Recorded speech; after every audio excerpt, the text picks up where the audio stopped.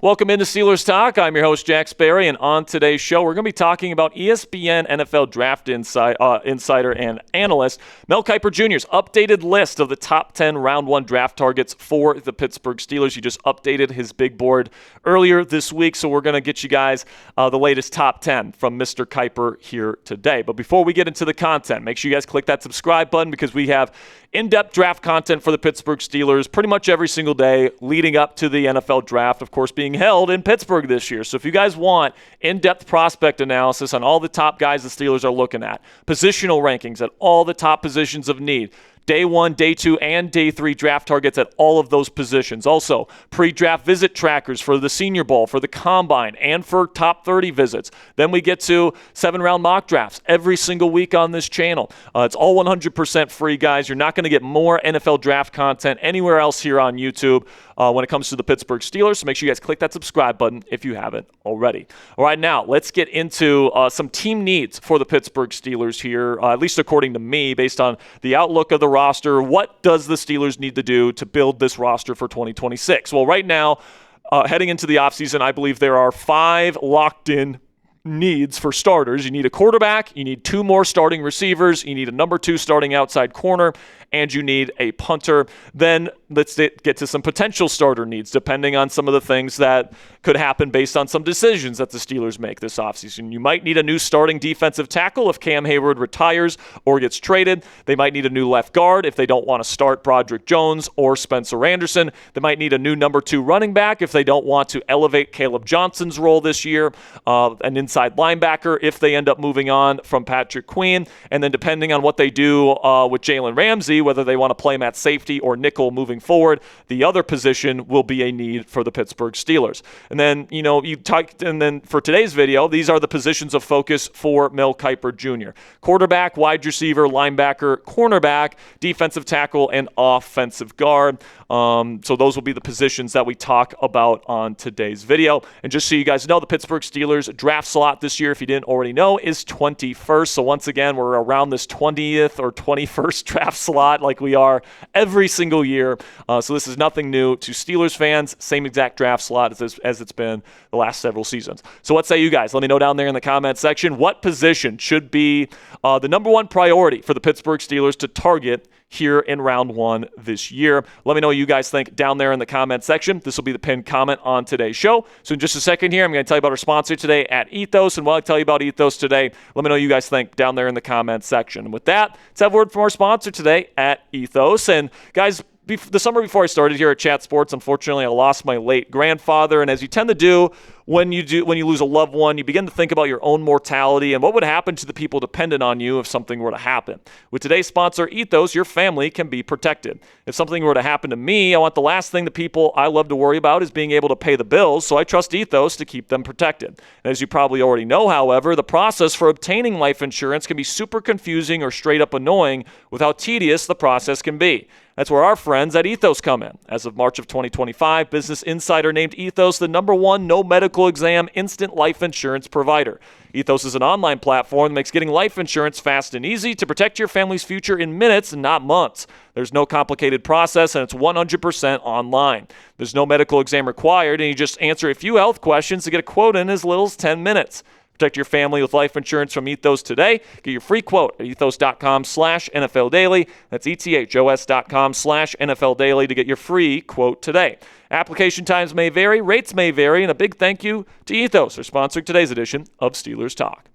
Now, Kiper starts his list off here with the number 25 player on his big board, quarterback out of Alabama, Ty Simpson. And yes, I do believe Simpson will be going in round 1. I think the quarterback demand in the NFL is too high for him not to go in the first round. I know some people don't think he's a first-round talent or anything like that. But, rest assured, guys, Ty Simpson, somebody is going to fall in love with this kid, and he's going to go in round 1. This is what Mel has to say about the QB out of BAMA. His lack of experience might be a concern, as Simpson didn't start a game until this season, but the production is hard to ignore. Simpson knows the game and competes on every down. He's a battler who is always trying to make a play, sometimes to his detriment. Simpson maneuvers well in the pocket and can beat defenses with his legs when the passing play isn't there. And something else that I'll add to that profile on Ty Simpson is he's one of the better in-structure playmakers in this class, especially because he's already played in a pro-style offense under Ryan Grubb there at Alabama. This guy has more under center experience than probably every other quarterback in the NFL draft this year, and that transition is usually a really tough part of the transition for these younger guys, going from shotgun and pistol-heavy offenses in college to an under center style offense in the pros. Simpson will already have that skill set down pat. And personally, guys, I'm just going to let you guys know, I know a lot of people are lower on Simpson because of the way Alabama's season ended, but I'm higher on him, all right? I think that most of the film from this past season is excellent, all right? Like his ability to go under center, turn his back to the defense, snap his head around, take that mental snapshot, and then get the ball out on time and in rhythm is as good as I've seen from a college quarterback in a while, all right? Like his ability to do that is going to be a skill set that NFL teams cherish because a lot of the top offenses nowadays are like Shanahan or McVay or Ben Johnson style offenses where it's a lot of under center stuff. And, if you need a quarterback to come in and play a pro style offense right away, Simpson, I think, is your guy to do that. And guys, before his injuries, and he had a lot of injuries towards the end of the year, guys, like he details how he had, a disc issue in his back. He had Burris in his throwing elbow. He had a stomach lining issue as well where he could apparently only have chicken noodle soup and bread for 2 straight weeks while he was still playing college football, by the way, towards the end of the year. And then he had a rib issue in the Rose Bowl against Indiana. So, when you take those things into account, you can kind of see why he dropped off towards the end of the season. But if the Steelers are going to have a McVay or Shanahan-style offense, guys, and that's the direction it certainly looks like right now, Ty would be a phenomenal fit. And especially if you ask him to play very quickly. Like if you're asking, one of these other guys that have pretty much played in exclusively, shotgun or pistol-style college offenses to go under center and, go through a full field progression read while turning your back to the defense, they're probably not going to do it at a very high level. If anybody has a chance of doing that at a high level in year one, it's going to be Ty Simpson, who, by the way, was a 5-star athlete with a really good arm, can run around really, really well. He's got some pretty decent pocket presence, and, he had the efficiency and the numbers that he had in the SEC this year without a run game and without really great protection at offensive line either. Now, he did have some good weapons at Alabama, but his ability to read out a defense, man, it looks like an NFL quarterback on film, okay? It does in a pro-style offense. So that is something I think NFL teams are going to see when they go through the film on this guy, and he's probably going to go a lot higher than I think a lot of people that watch college football and saw Alabama kind of crumble at the end of the year think at this point. So let me know what you guys think down there in the comment section. Would you be okay taking Ty Simpson in round 1 this year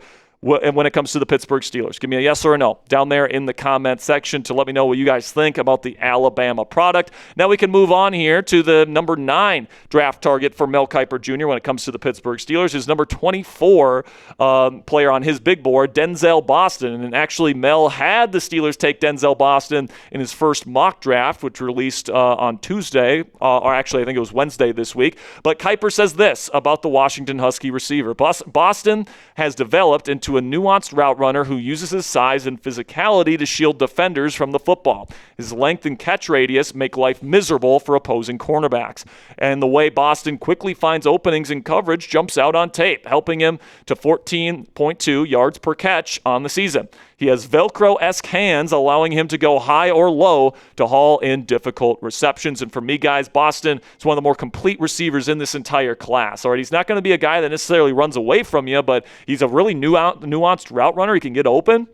He's got really long extremities, and he's got great, ability to catch the football in the air away from his body. And, his catch radius is insane, and he can box people out. Like, if you combine him with DK Metcalf, that could be a legitimate wide receiver duo for the next half decade here in Pittsburgh. And now we continue on here with the wide receiver train, this time with Georgia wide receiver Zachariah Branch, who is an absolute ball of lightning as a playmaker, including on special teams, by the way. And with Calvin Austin III potentially leaving in free agency, Branch could replace him as this team's next punt returner as well. So what Kiper has to say about the Georgia receiver: Branch doesn't have ideal size, but he has a track background and is lightning quick. He reminds me a little of Zay Flowers. Branch plays the game at a different speed than everyone else, and it is why he's so effective in space. A transfer from USC, he can take a short completion for a big gain with his explosive skill set, averaging 7.9 yards after the catch per reception.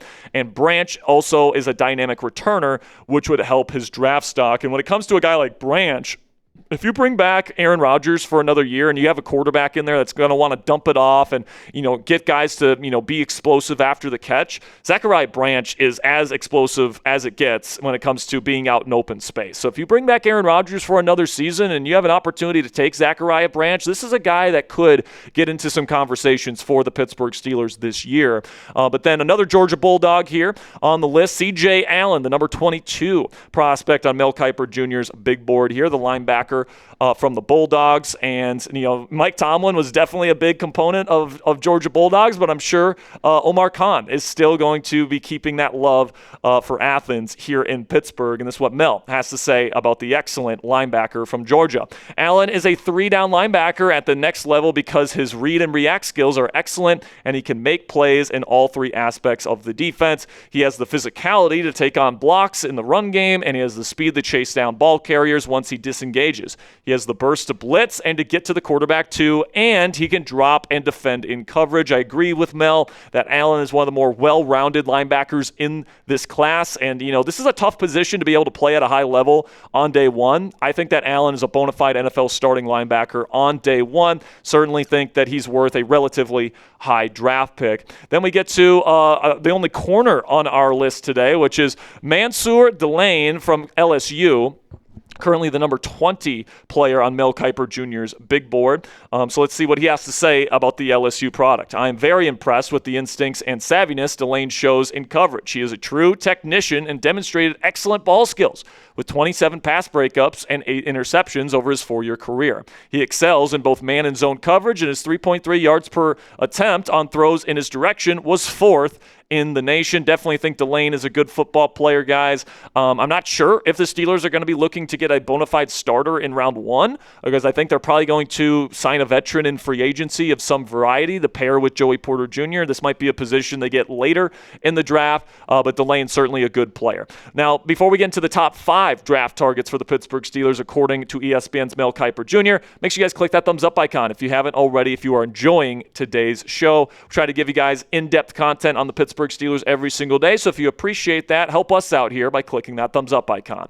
Then we get to Peter Woods, the defensive tackle from Clemson, currently the 19th overall prospect on Mel Kiper Jr.'s big board. Woods had a little bit of a disappointing season after he was a projected top 10 draft pick heading into this season. He's a very physically talented guy, is what Kiper has to say about the Clemson Tiger. Woods wasn't elite in 2025, but the skill set is exactly what NFL teams covet. In the pros, Woods would fit nicely at 3 technique, though he has the versatility to move around on a defensive front. He plays on the inside the majority of the time, but he can also be disruptive off the edge. His strength will intrigue a lot of NFL teams no matter where he lines up, and I do think he's probably going to be somebody that impresses at the combine, which might improve his stock a little bit, but honestly, when people turn on the tape, it's probably going to lower his draft stock a little bit. It wasn't a great year for Woods on tape. But then Kayden McDonald is somebody that I'm a big fan of out of Ohio State. The big boy, run stuffer.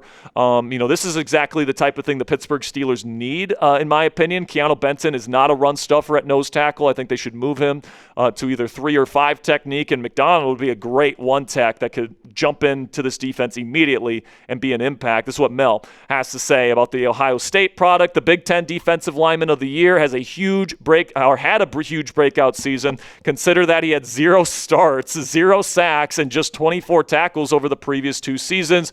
McDonald crushed all those numbers over 14 starts this year. He's a force on the interior with incredible strength and quickness for a player at his size, and McDonald is active and sniffs out the football to make plays. And honestly, guys, this guy might be somebody that goes a little bit higher because he can get after quarterbacks as well as stop the run, and he does both those things at a really high level, and you just don't see that from nose tackles in the league. It's very rare to have a player like this, and kind of like a Dexter Lawrence mold of somebody that can get after quarterbacks and stop the run at a really high level. So I honestly think McDonald might sneak into some top 10 conversations before it's all said and done. But then we get to, I'm going to butcher the name, but Vega Ioane, I think I'm saying that right. No, I completely butchered it. But the guard out of Penn State, all right? The number 17 overall prospect on Mel Kiper Jr.'s big board. And this is what Kiper has to say about Mr. Vega.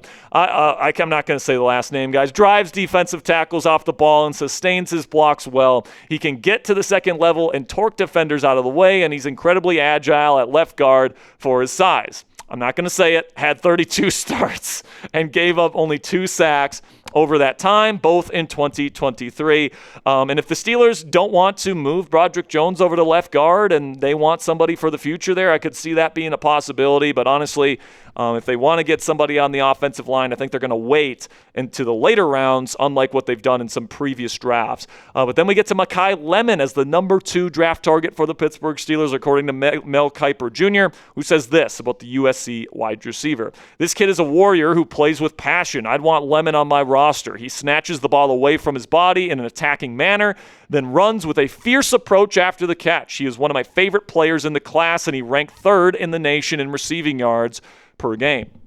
And what I love about Lemon, guys, is his versatility and the things that he can do. Like, you look at the number 1 receivers in the league now, they can do a lot of different things. They can get open against man, and they're really good route runners in that way. They can make tough catches. They're really good after the catch. You know, they can win deep down the field into all 3 levels of the field, and that's what Lemon does. He's not the biggest guy in the world, but he's got an awesome, versatile skill set, and whatever you ask him to do, he's going to do it at a pretty darn high level. Would love to have him as the next number 2 receiver here in Pittsburgh. And then the number 1 draft target in round 1, according to Mel Kiper Jr. for the Pittsburgh Steelers, is none other than Jordyn Tyson, the wide receiver out of Arizona State. Currently ranks 10th on Mel's big board. This is what Kiper has to say. The Colorado transfer lit up defenses for 2 seasons with the Sun Devils. Tyson's superpower is being open even when it looks like he's completely blanketed. It makes him essentially uncoverable in the red zone. He wins on 50-50 balls and outmuscles defensive backs. A hamstring injury costs him time this season, but he still posted solid numbers. And when it comes to a guy like Tyson, man, that injury is going to be the main thing that people look at. But this guy, you know, some people are calling him, you know, Justin Jefferson-esque in the way that he moves out in space as well, along with the ability to make tough catches in the 50-50 ball situations. Like, if this guy's healthy, this guy should be the number 1 wide receiver off the board. The film is absolutely insane. And if he starts sliding down the board, man, I would not mind it at all if he becomes a Pittsburgh Steeler. But at this point, I do think it's pretty unlikely because I think he probably goes top 10. But who's your guy? Let me know down there in the comment section. Who do you want the Steelers to draft in round 1 this year? Are you a Ty Simpson guy? Do you want Makai Lemon? Do you want Denzel Boston? Do you want somebody else? Let me know what you guys think down there in the comment section. And that'll be it for today's edition of Steelers Talk by Chat Sports. Thank you guys for joining me here this afternoon. And until next time, guys, here we go, Steelers.